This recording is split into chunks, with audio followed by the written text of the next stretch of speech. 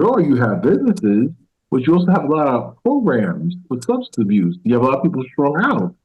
So that's where socialism and capitalism meet. So it's not going to be able to work in So a wait. I just got to be clear on what you're saying because sometimes you say things that are profoundly insane. So what you're okay. saying is that if socialism is utilized in New York City, people will get strung out on drugs?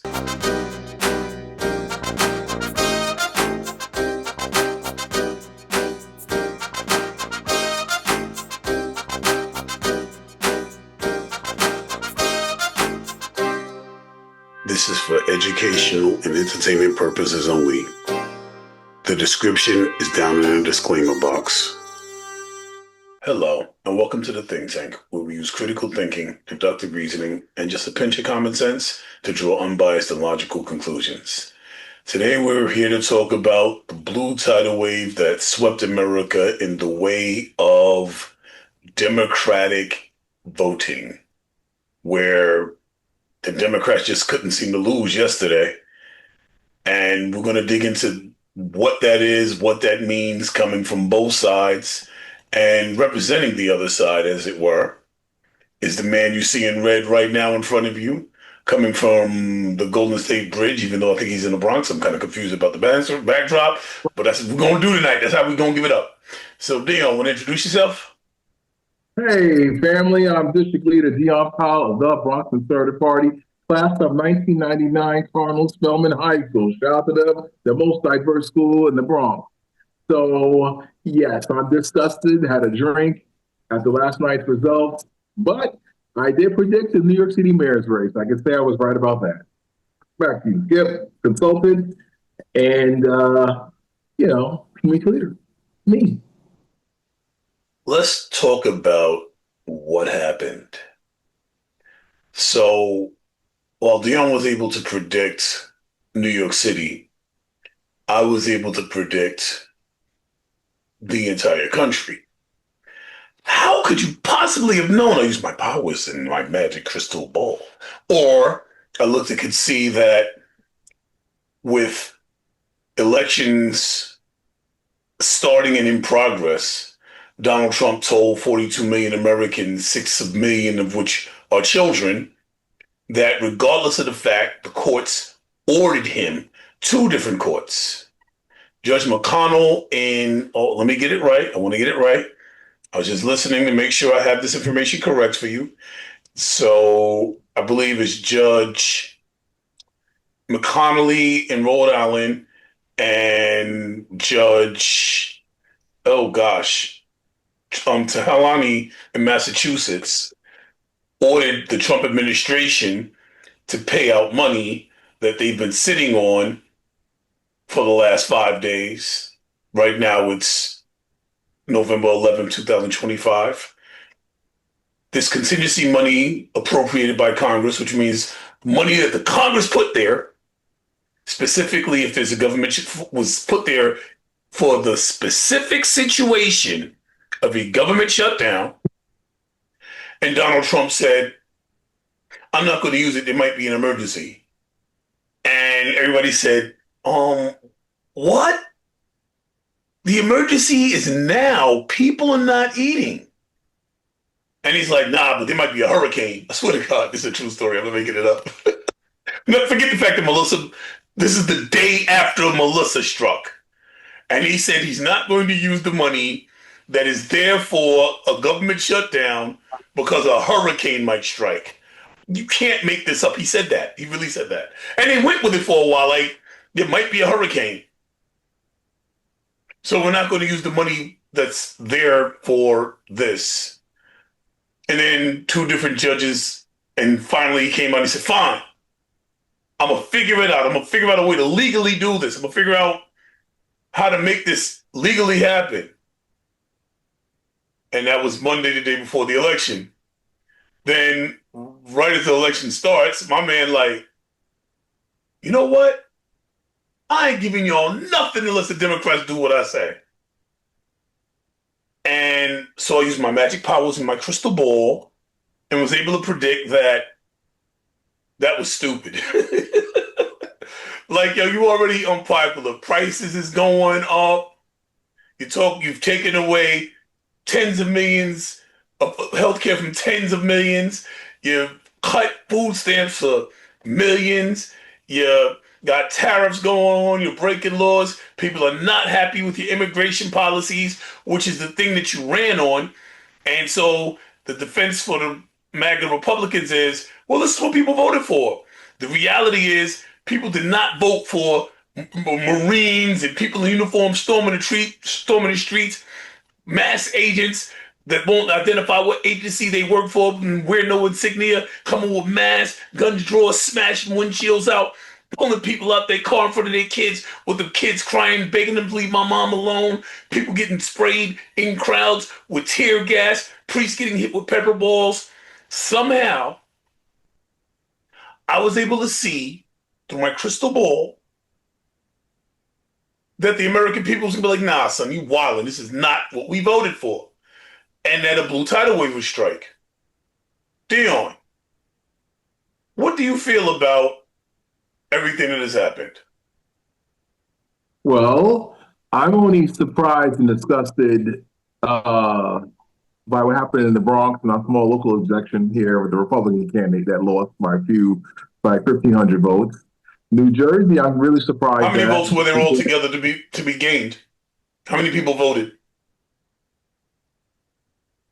Um, like 32,000 in that district, and Wow, that a is pretty close. Republican got over 15,000 votes, and that says a lot. And me, I question the results because to have a Republican get 15,000 votes, mostly Democrats in the Bronx, and for the Democratic candidate to win by like a small margin, it's questionable. Either you're going to blow out the Republican, which makes sense, and I would accept that as a victory, or the Republican would win by a small margin, which kind of makes sense too. But to have it so close, I question the results. So I'm election denier. Now, when it comes to New Jersey, I'm surprised there because I was working in New Jersey I for told about a you what was going to month. happen. I live in New Jersey. I told you what was going to happen. Okay, you told us so, but this is my thoughts as to why. Why? Because being on the ground, getting a sense of the people, they were upset with what the Democrats were doing at the time progressively. When I was working that contract, I think what September-ish into October, and but what happened was the shutdown happened hurt a lot, especially with the way the Democrats controlled the messaging around the food The stamp prices, Democrats and how people are going control to the solve messaging. health insurance and all this other stuff. Virginia, I'm not really surprised at. Winsome Sears, the first black woman, even with the controversy of the alleged NAACP endorsement of the white female candidate, I think that she didn't run a really good campaign. And that's another thing across the board, the GOP, when left to their own devices of campaign management, is not very good. They're 3 years behind the Democrats and 5 years behind the socialist progressives, the methodology, and they refuse to change.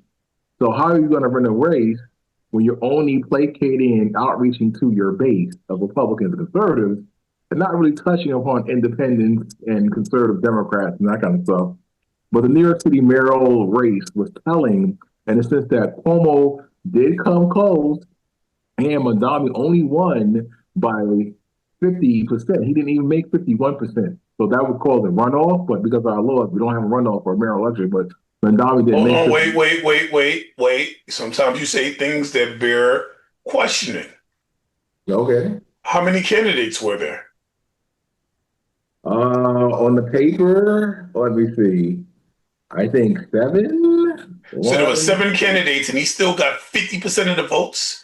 Was there another candidate that got anywhere near Cuomo? No. How did your Unfortunately, Republican candidate do? I don't have a Republican candidate because I'm not a Republican. I'm a How did New conservative. York City's Republican candidate do? He came in a very distant third. He barely broke So the he 100. so he siphoned off votes. So Cuomo didn't get 49%, the other 50% of the votes. Him and another candidate split 50% of the city, and Mondami swept them. Is that not the more accurate description? No, that's a horrible description of an analysis of a campaign. The point It's is, just numbers. I guess numbers don't matter like facts. well, the fact is that Mondami did not get 51% of the vote of New York City to win, But and that's very but he telling. got more than half the vote. He got half the votes, and the other two major candidates had to split 50%. Well, that's not entirely true, That's but okay. entirely true. Okay. No, because what did I just tell you? There's like, I think, go ahead. There's like nearly what, five, seven candidates that were on the paper. Remember the candidates that were dropping out allegedly? Their names are still on the paper. Okay, so let me get this right. You said there could have been a runoff if it was another place, but Mondami got 50% of the votes and six candidates split the other 50. So where would there be a runoff? You know what? Don't even bother to answer. The math is done. So, but That you was need to silly. have at least 51% of the electorate to win a mayoral race. That was the old rule, but they changed the New York City charter. So these are the technicalities people have to take into consideration. Actually, you're right. I Because, recall that. That's actually true. because because Mamdani was a Democratic candidate in June, I say he already won the election. I was right. He should have blown these people out, theoretically. 70%, 60%, Yes, he should have 80%. got 70% the vote, and the other six candidates should just split 30%. Though That, that's that's normally what happens. But unfortunately, King Cuomo II actually proves that not to be true. well, So that shows you how Cuomo. vulnerable he is and how things may go next year for the governor's race and on state races and then federal That races. is sounds like wishful thinking. If you want to look at something that was telling, I wouldn't go with the guy who beat six other candidates by winning more than half the votes. I would look more at the bellwether cities that were up for grabs, all of the seats that were up for grabs in the bellwether cities, rather, in Pennsylvania, which is actually a swing state, which would be far more telling, in my opinion. And the fact that the Democrats swept completely the Republicans in a swing state. They maintained all of the judges' seats. They took seats that were red and flipped them. I think that's far more telling than the fact that six people was able to add up to half, was able to take the other half away, was able to split the other half. That sounds silly when in a swing state, which is a purple state, as you would call it, I suppose, would be where I would be watching, especially what they call a bellwether state. What they mean by that is this one right here. What happens here tends to be the way the nation goes. So people pay attention to what happens in this particular swing state in the cities here, because this is what the experts consider telling. Or am I incorrect, Dion? You didn't expect me to know this much? I didn't say that. I try not to be Uh, insulting or hurtful. I don't know, because you're talking Like, about how close that was. Let's talk about the important thing. Prop 50 passed. Virginia was cool. That was nice. But Pennsylvania is the one thing the Republicans don't want to talk about. Haven't heard a single Republican mention it. Matter of fact, I was listening to this moron Mike Johnson earlier, and he you was got talking about to how close the races were. He named Virginia, he named New York, he named every place but Pennsylvania, and then said, "Well, we expected this to happen because we expected Democrats vote for Democrats." Those were his exact words. But he did a serious injustice to Pennsylvania by doing that, because Pennsylvania is a swing state that these are all counties that Trump won handily in, and a year later they went blue. I would think that's far more telling. Do you disagree? And if so, how? Okay. No, I don't disagree. If Pennsylvania did swing blue with all the work they're doing, that is telling. It was a sweep. And Pennsylvania going from purple to blue, or from red to blue, as a purple state. Now they're voting. They literally won every single seat in Pennsylvania, the Democrats, that is. So Prop 50 passing and, matching Texas with the seats they're trying to swing, where Mike Johnson, moron Mike, is trying to play it like, oh, the Democrats are doing something illegal, but the Republicans are doing the right thing by listening to the phone call from Donald Trump. Give me 5 beautiful seats. And gerrymandering Texas while, Governor Abbott, while Governor Newsom in California was like, I'm going to let y'all vote. If y'all vote that we're going to change these lines, then we'll change the lines the way you, the public, want it. And that's what he did. He had a vote, and according to that vote, the public wants the lines redrawn.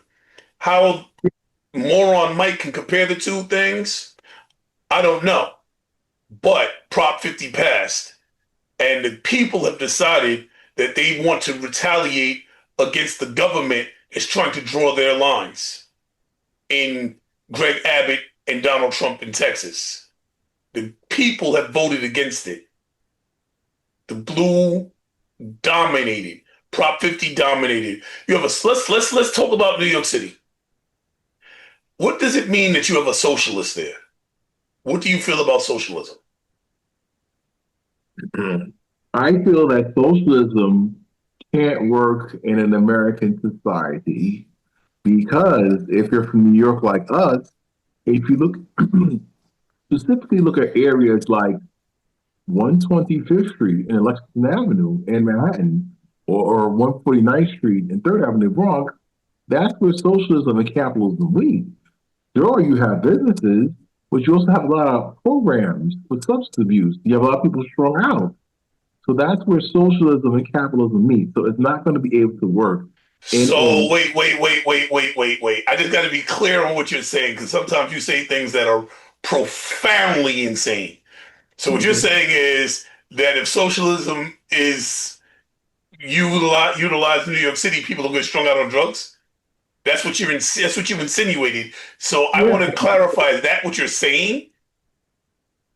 Yeah, because socialism, when it meets capitalism, can turn into a disaster like that. But mind you, America, the United States, does have a lot of socialistic programs. For example, Social Security, because the people cannot be trusted to save and manage their own money long term in their lives. That's why Social Security was invented. FDR, the New Deal, FDR, the president, created all these different social programs. The problem is, some of the most popular programs in the history of this country, those programs? I'm just trying to clarify what you're talking about. You're talking about the most popular programs in the history of this country, those socialist programs? Yes. The blue states have swept, and we'll be back later this week to talk about these other topics. This is Leo and Dion signing out.